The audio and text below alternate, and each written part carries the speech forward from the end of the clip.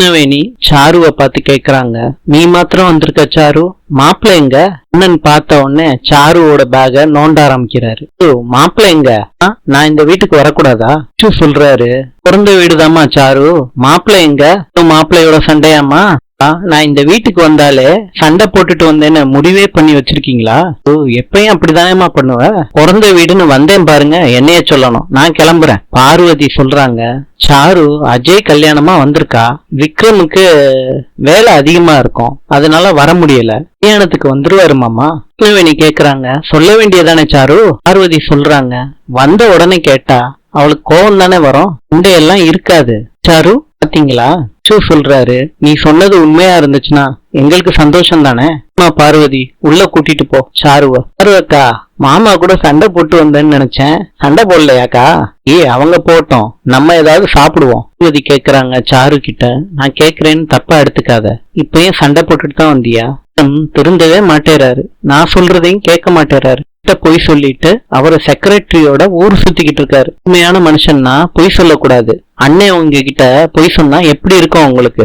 அண்ணி அவரு என் மேலே தப்பு இருக்குன்னு சொல்றாரு. சாரு ரூம்ல போய் ரெஸ்ட் எடு. நமக்கு பார்வதி கால் பண்றாங்க. எப்படி இருக்கீங்கன்னு கேக்குறாங்க விக்ரம். இருக்கேன்னு பார்வதி சொல்றாங்க. எப்படி இருக்கீங்க? இருக்கேன். அங்க சாரு வந்திருக்காளா? அதான் விக்ரம் ரீச் ஆனா. என்ன சொன்னா?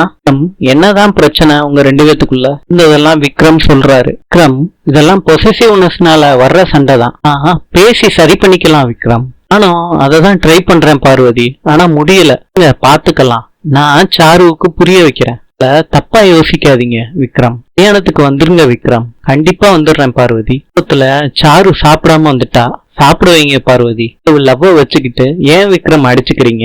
பார்வதி, என்னாலையும் அவளை விட முடியாது, அவளாலையும் என்ன விட முடியாது, பாத்துக்கோங்க, நான் வச்சிடுறேன். அஞ்சலி பீச்ல நின்னுகிட்டு எல்லாத்தையும் நினைச்சு பாக்குறாங்க. அஞ்சலின்னு அஜய் சொல்றாரு, நீ என்ன ஏமாத்த மாட்டேன்னு எனக்கு நல்லா தெரியும், இப்பவே ரெஜிஸ்டர் மேரேஜ் பண்ணிக்கலாம், கல்யாணம் முடிச்சுட்டு வீட்டுல போய் நிப்போம், அப்புறம் யாரும் பிரிக்க முடியாது. அப்பா நம்மள ஏத்துக்கிட்டு தானே ஆகணும். ஜெய், பேக் எல்லாம் எடுத்துட்டு வந்திருக்க? அஞ்சலி, நீ கொடுத்த கிஃப்ட் உங்ககிட்ட திருப்பி கொடுக்கலான்னு வந்தேன். எனக்கு வேற ஒரு பொண்ணு கூட கல்யாணம் நடக்க போகுது, ஃபியூச்சர்ல பிரச்சனை வராம இருக்கிறதுக்கு தான் நான் கொண்டு வந்தேன். நீ இப்படிலாம் யோசிக்கிற ஆளே கிடையாது. உன்னைய கல்யாணம் பண்ணிக்கணும்னா நான் ஃபேமிலியே மறந்துடணும்னு உங்க அப்பா சொன்னாரு. பத்திக்காண்டி என் ஃபேமிலி எப்படின்னு என்னால விட்டு கொடுக்க முடியும்? வாழ போறது நாம, நீ உன் ஃபேமிலிக்காண்டி நீ உன் வாழ்க்கையே தியாகம் பண்ண போறியே, பைத்தியமாடா நீ. நான் மறந்துடு அஞ்சலி. அஞ்சலியால மறக்க முடியாம அழுகுறாங்க. அஜய் போயிட்டாரு. ஏன் இன்விடேஷன் கொடுக்கறாங்க அவங்களோட ஃப்ரெண்டுக்கு, என் அண்ணனுக்கு கல்யாணம், கண்டிப்பா வந்துடணும்னு சொல்றாங்க. இன்று பூட்டானின் நாணயம் இந்திய ரூபாய். நாளை சந்திப்போம்.